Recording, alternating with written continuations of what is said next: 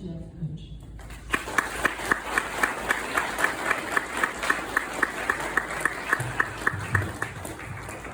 It is great to be with you. I'm humbled to be with you. I'm actually used to speaking for hours and hours. When I teach at the Leadership and Freedom Center in Gettysburg, I have people there like squadrons, military, government agencies for a whole week. And no, we're not keeping here for a whole week. But, as I thought about what I wanted to talk about today, the biggest takeaway I want you to get is to have a thirst to learn more. When I take groups out into the battlefield, we'll go by and stop where John Reynolds was killed. And I'll get emotional today. As I look at heroes in American history, does he have to forgive me ahead of time? Been an interesting week, hasn't it? Heavy week. But we'll sit there and talk, and we'll go through the day, and we can spend like 2 hours just at where John Reynolds was killed on the first day of the Battle of Gettysburg, and start to talk, and I'll tell the story, and it's like, what do we learn from that? And at first there's silence, right? And then all of a sudden it's like, hey, you know what? You know what I learned from that? And we'll start a dialogue, and everybody will start in.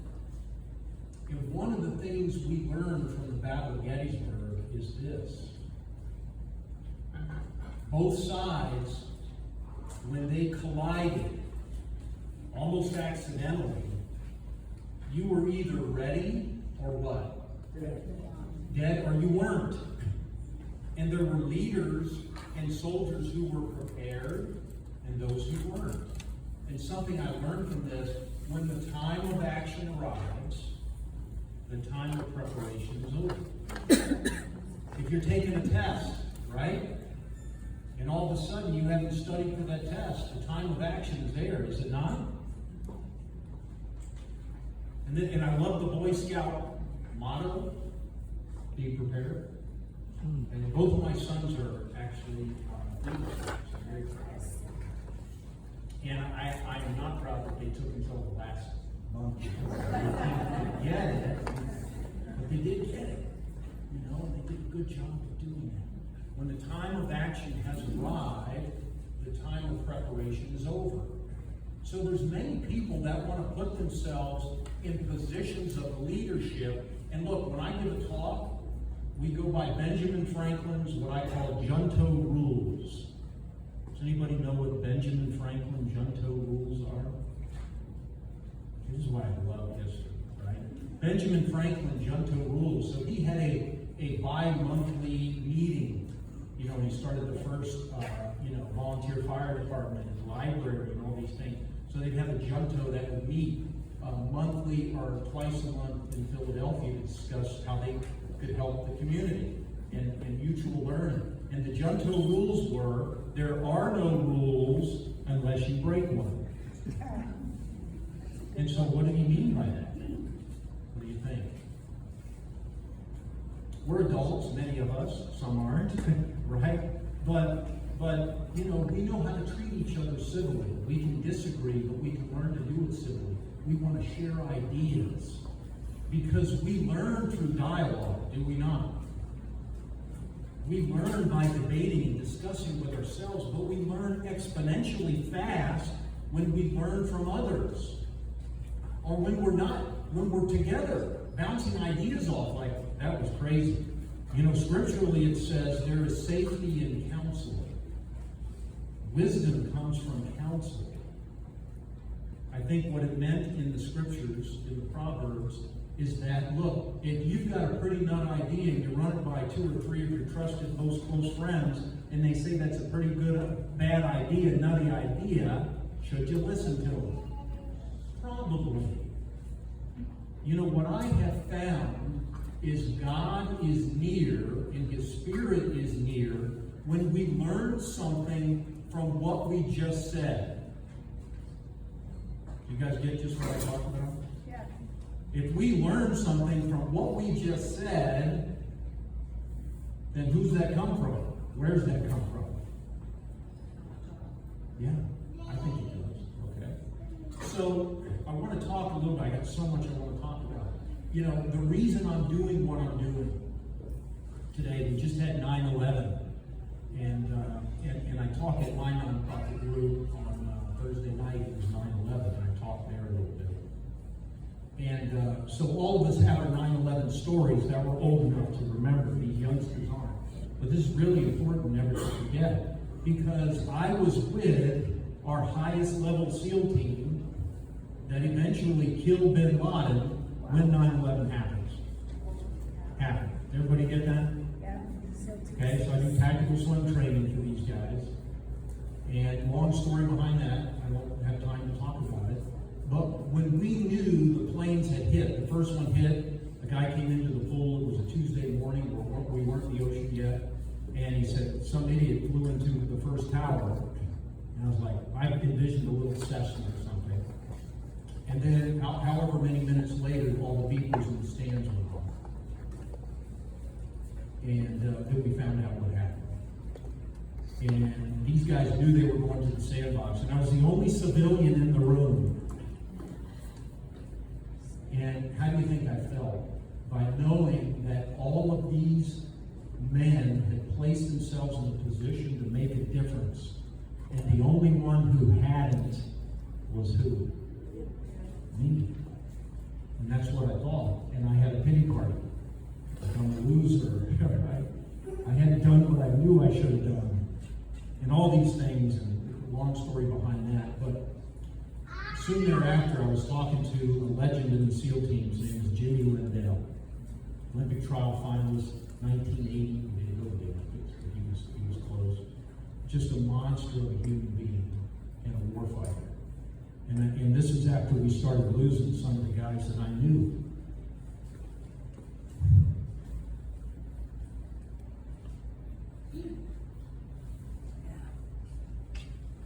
It's interesting because I'm not a SEAL.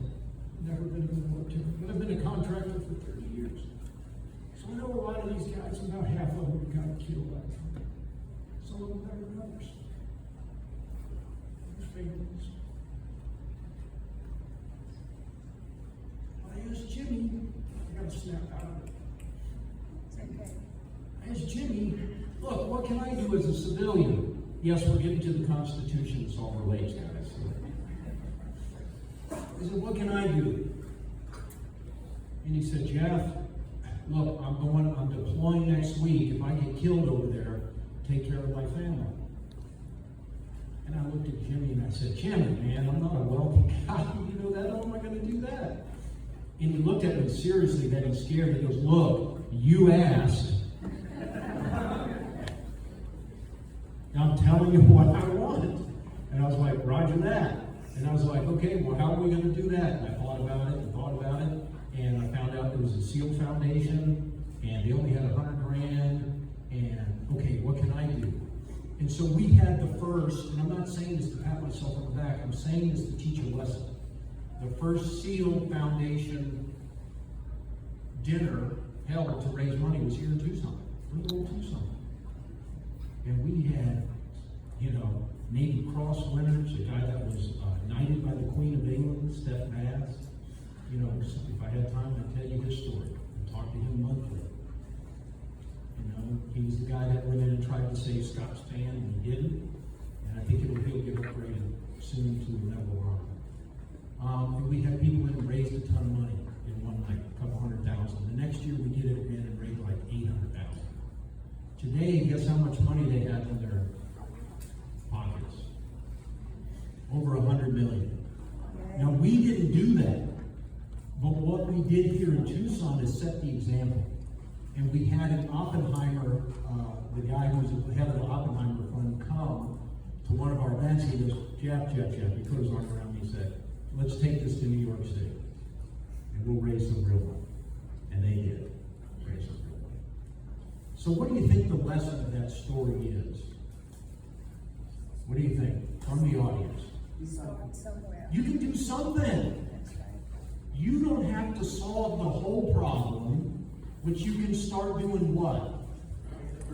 Take the first step. And you never know who's going to come along with you. You don't know. That's why when I started Heirs of the Republic, my nonprofit in 2004, it's our 21st year, I said as long as one other person shows up, I'm going to teach or bring in experts that will educate us. Okay, and then the second thing Jimmy said to me was something that took me a while to figure out. He said, Jeff, do your best. He said, look, if you can't take care of my family, because I didn't have an answer for him right then, right? It took me a while to figure this out. He said, okay, well, if you can't take care of my family, do your best. Just do your best. He was kind of disgusted with me. Fine, just do your best. Right? What do you think he meant by that? Do something. Okay, yeah, do something. Look, if I'm risking my life for you in Afghanistan, and I end up getting killed, and you waste your life, this is going to age me, watching Gilligan Island reruns, eating Cheetos on the couch, that's not worth me losing my life over. You better be out there swinging. You better be out there doing something. And since then, I was like, okay, man, I get it. I get it. And so I started to think, what can I do? And there's a long history behind this of how I decided. I was out elk hunting, killed my first elk year after that, and I didn't know what I was doing, cleaning it out.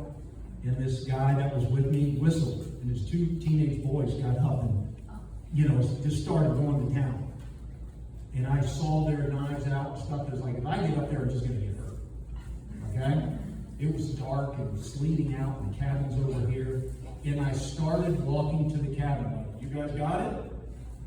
And I took one step, and what do you think what went through my mind after the first step? I am lame. I am lame. But I'm admitting, I did. It's just like, okay, you guys got it. Cold soup on the stove, And I started walking in. But then I saw the elk, and I'm sorry people aren't hunters, I'm just telling a true story. I saw the elk kind of swaying, these guys up and doing it. And I was like, you know what? I can hold a leg.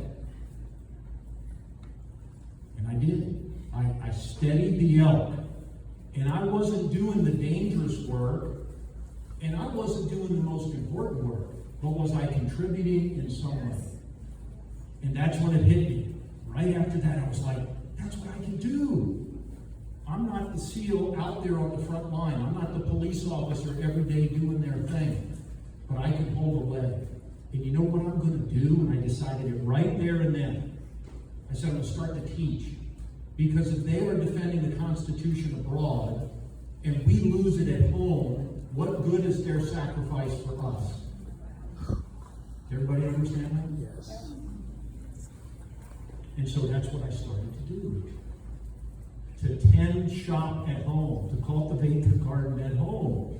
And people think, oh, do we really need that? Yes, we do. Look, during 2020, I got called up by the Air Force, and their request to me to go through Hawaii, Oregon, Washington, California, all over the West Coast where this command was, help my people feel good about wearing the uniform again. Why would our military, why would people in this nation not feel good about wearing the uniform or sacrificing for our country? Okay, failure of leadership, true. And what else? Failure of leadership to do what? Uphold standards and teach correct principles and the truth. I've got a time limit, so I'm going to try to crank and make my point. One thing I want you to understand today is that false narratives kill. If we are taught false narratives and we believe those false narratives, we are tending to react in the wrong way. So if you are taught all the negative about our country and aren't taught the positive aspects of our country, what's your perspective of it? Okay, so, parents. Has everybody seen It's a Wonderful Life? The movie. Okay, now, I'm not trying to rail on anybody, but if you haven't watched it with your children, you are committing parental fraud. Okay? Because there's lessons to learn. And these are the lessons. So for those of you who haven't seen it, I'm going to do a little spoiler alert, but I don't care. You can go watch it anyway. So I want you to tell me, those who have seen it, at the beginning of the movie, George Bailey is suicidal, is he not? Because his perspective is he's a loser and has not fulfilled the calling with which he came to earth to pursue. And so what did Clarence come down, the angel, and do for him? So at the beginning of the movie, he is suicidal. At the end of the movie, what is he? Joyful. He is the happiest man in the world. And what changed? Only his perspective. They were still taking him to jail. He didn't get the money. He was ready to go. It was only his perspective. And if we allow false narratives to creep into our society, it's like weeds growing. And if we don't come out and speak the truth, and I'm going to call some things out, like when the 1619 Project came out, there are partial truths replete with false narratives. That is a fact. Okay? When you say America was founded as a slavocracy to perpetuate slavery, that is a false narrative meant for what purpose? Divide the country and have people want to dig it up.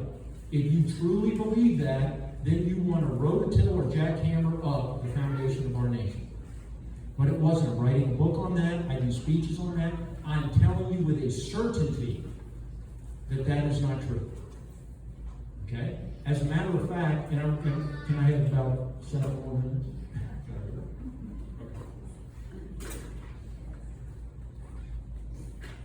So much that I want you to get.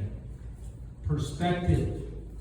When everybody heard of Patrick Henry's Liberty or Death speech, that happened 250 and a half years ago, March 23rd, 1775, St. John's Church, Richmond, Virginia. When those leaders met, George Washington, Thomas Jefferson, Edmund Randolph, George Witt, when these leaders met, they were deciding, are we going to help our brethren and sisters in Boston or not?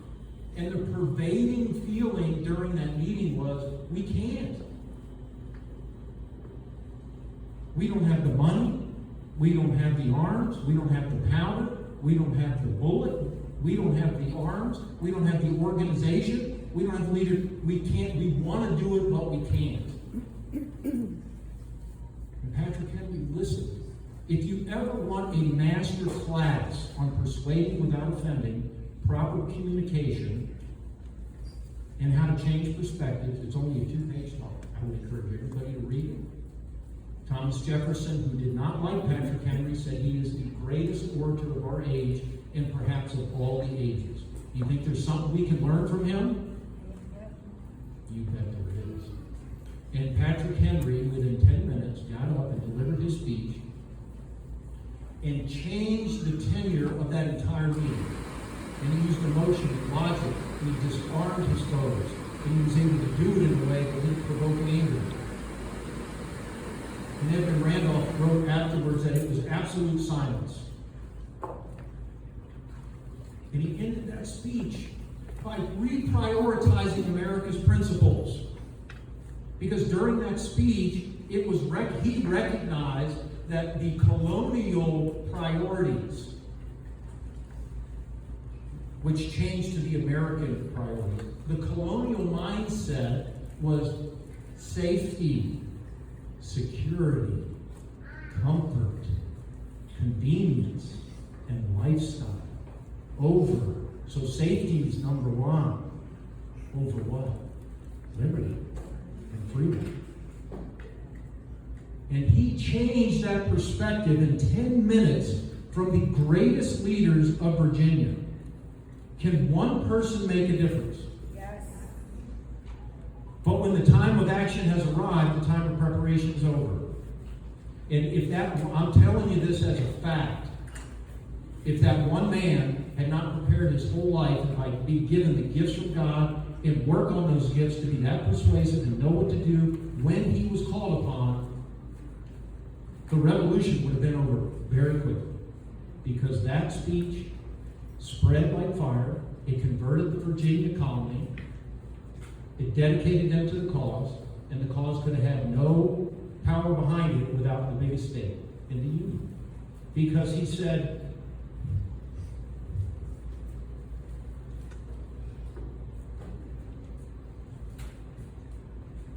"Is life so dear, our peace so sweet, is to be purchased at the price of chains and slavery. Forbid, Almighty God, I know not what course others may take.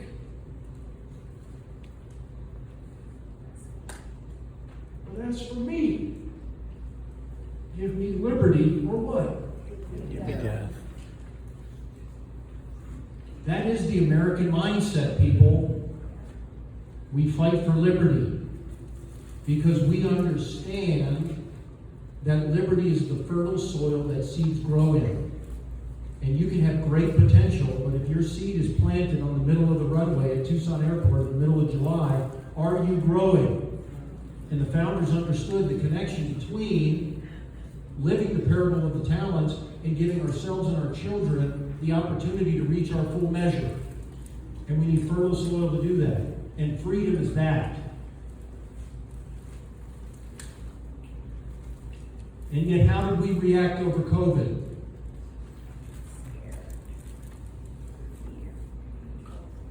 I want you to think about that. If we've learned anything in American history, is that we err on the side of liberty and let people make their own decisions. And we are back to the colonial mindset that our priorities in this nation: safety, security, comfort, convenience, and lifestyle. And it's time for that to change again. Because if we want to make America great again, and I'm not getting political, but truly to where we give our children opportunity, we have to go back to the mindset of liberty. And it's worth the cost. And the founders gave us the Constitution to protect that liberty. Now, I go all over the country and teach military units why you take the oath of office, and this, that, and the other. And most people don't understand the why. Why do you take the oath of office? What does it mean, and how do we protect and defend the Constitution? And this is what Lincoln said, and I will end in a few minutes because Peggy's going to grab me and pull out the hook. The relationship between the Constitution and the Declaration, this is Lincoln. The relationship between the Constitution and the Declaration of Independence is this. It is like a frame of silver around an apple of gold, where the former is for the latter and not the latter for the former. What did he mean by that? And this is and look, Vail, by the way, knows more about our Constitution than 99% of the leaders that we put in office. Perspective matters. We need to understand things first and be able to confidently step up and teach it. Okay? So what he meant by that, we had our priorities straight, then freedom, and then we decided to get our vision, all in the second paragraph of the Declaration of Independence, is what's called the American Creed or American Scripture. In the New Testament, Christ was asked, what's the greatest commandment? And he said, to love God and love your neighbor. On these two commandments lie all the laws and the prophets. Everybody get that? Yep. Okay. What I am telling you today is in the second paragraph of the Declaration of Independence. That paragraph, the American Creed or American Scripture, hangs all the laws and the prophets. In other words, everything we do should be directed towards that. And the Constitution is to frame and protect the ideals, the visions, the values and the why contained in the Declaration, not the other way around. So the Constitution, and I could spend a week on this, and if you want me back, I can come back sometime. But what they tried to do in the Constitution is create a centralized government that had enough mass, think of the sun, to hold the planets in place without being too strong to suck them in or too weak to let them fly. Everybody got that? Yep. To protect the ideals in the Declaration of Independence, which said we hold these truths to be self-evident, that all men are created equal. The first time in the history of the world that that has been said or endorsed by any nation, ever. That all men are created equal. That they are endowed by their Creator with certain unalienable rights. Now look, we just had a senator on the floor of the Senate talk about how that wasn't true. Now, you wonder why we're going wrong. They don't know what Kale knows. And if we have two different visions, we're going to have conflict. Okay, so I can go through that, but we are an exceptional team because we share the same principles. We share the same vision, why, values, and ideals, even on both sides of the aisle in the past. We shared the Constitution, which was the structure that we agreed to be governed by. We agreed that we would want to send the right people in the right place at the right time and to execute on what we agreed to. And what held us together as a team is a common bond or love of nation. And if you want to measure any team, you can go through those 5 elements of great teams. You go to the Pittsburgh Steelers, you've got to have your priorities straight. You got to know the vision and the why, right? You got to have your structure. You got to have the right people in the right places. The quarterback being the quarterback. Tom Brady would have done no good as a wide receiver or a front lineman, right? And you've got to have some loyalty to that team. Okay, so when we take an oath to the Constitution, in short, and you will know more than 99.9% of the people that are elected, it is to support and defend the Constitution because that is the structure we have agreed to defend those unalienable rights contained in the Declaration of Independence. So thank you for having me. I got lots of other